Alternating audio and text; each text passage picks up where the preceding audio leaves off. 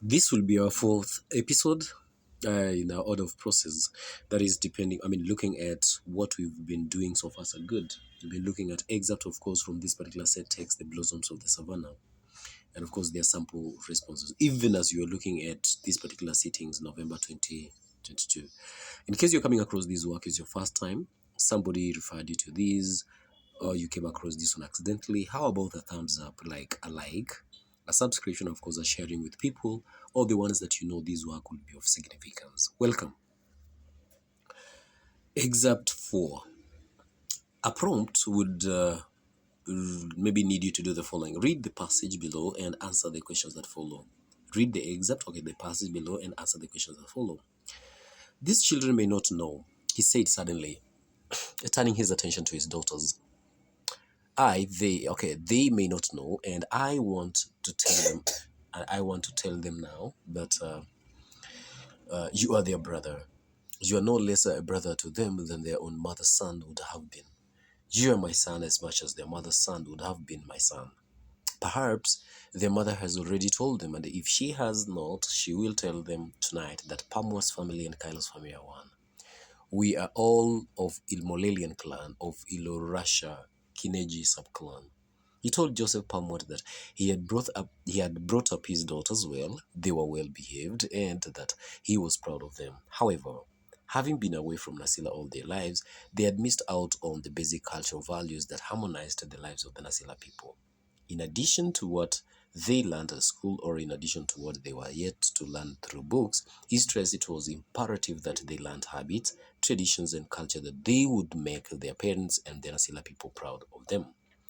He added that although he considered the girls intelligent, there was a need for them to develop into responsible, mature women of the future. That was necessary, he said emphatically, because there was nothing that parents looked forward to that than to see their children settle down in their own homes. He had hastened to add that although at their age they might consider that he was saying as ridiculously irrelevant, he knew by experience that there was nothing better than beginning to plan for one's future early. He warned the girls that they might find a few cultural demands obnoxious, but they would have to be stoic, and then at them with the understanding that it was those none too pleasant traditions that nurtured and bound their people together. And those families that had refused to join their people, he added thoughtfully, had it should never happen to us, he concluded dramatically. When the mother spoke to them later, emphasizing what their father had told them, they wore blank faces and deliberately concealed their reactions. She therefore did not realize that they had extremely divergent views. End of that particular small, uh, no, not yet end, but also we have another part there. That was the most exciting news that Tayo had received ever since they came to Nasila. She was exultant. Although their father never for once mentioned that Joseph Pomat was to coach her in traditional music and dance, the fact that he had allowed them to interact with him filled her heart with joy. She could hardly hide her elation. Even the repeated assertion that Joseph Pomat was their brother by virtue of their cultural links failed to daunt her spirit. Was she simply infatuated with him? If she was, she hoped the feeling would soon simmer down. What pleased her most, however, was that she now had a confidant whom she could ask some of those embarrassing questions that she could not dare ask her mother or anybody else. It was, however, different for Rishan. Deep right into her heart, she was seething with ire. It irked her terribly to have had to listen to their father as he prepared them for a journey that she thought would lead them back to the Stone Age era. She scornfully dismissed the cultural coaching that Joseph Pomwat was to undertake as worthless. She likened the whole saga to a grown-up person whose mind degenerated into an idiot and had to be content with playing with mud. It was utter foolishness. It may not be as bad as you imagine, little sister, Tayo said, trying to mollify her angry sister. Maybe by the time Brother Pamwat is through with us, we shall be the wiser. Wiser indeed. Jeered Retian, yes. By the time he is through with us, we shall have been taught a great lesson in stoicism. We won't blink or wins even as Enkamratani mutilates our sexuality rather to smithereens. Good learners, that also marks that particular end of that particular excerpt there. I would highly recommend that you pause so that you also read in your pace or in your speed. Briefly describe what happens just before the events in this excerpt. As usual, these questions has to be there. This question has to be there.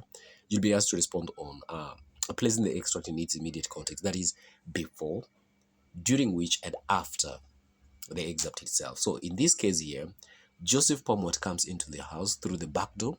The girls gather the dishes and disappear into the kitchen.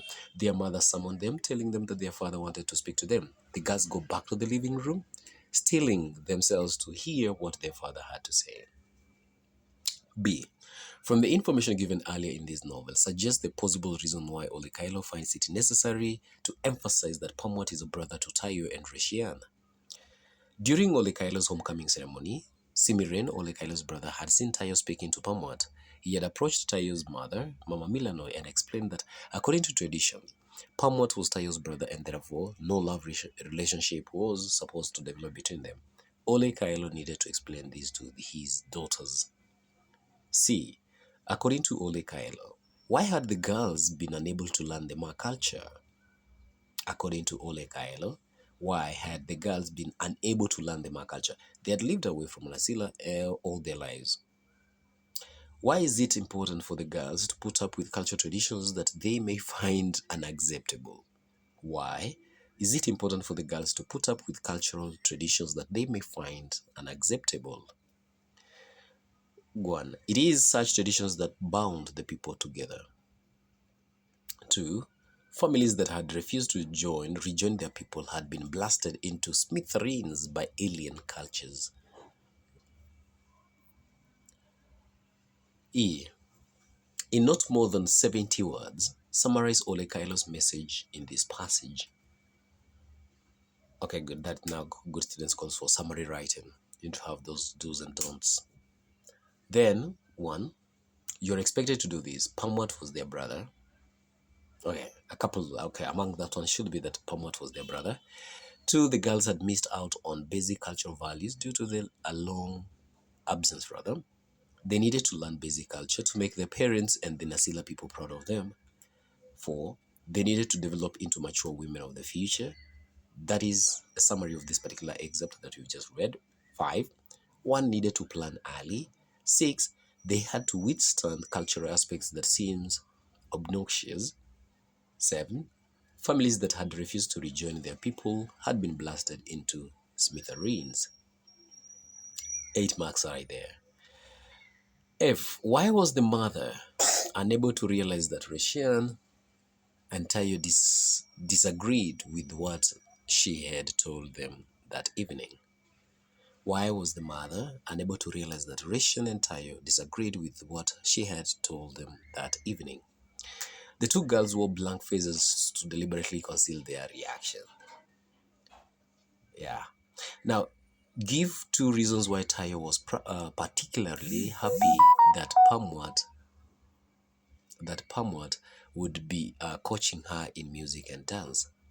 Give 2 reasons why Tayo was particularly happy that Pomwat would be coaching her in music and dance. 1, their father had now allowed her to interact with him.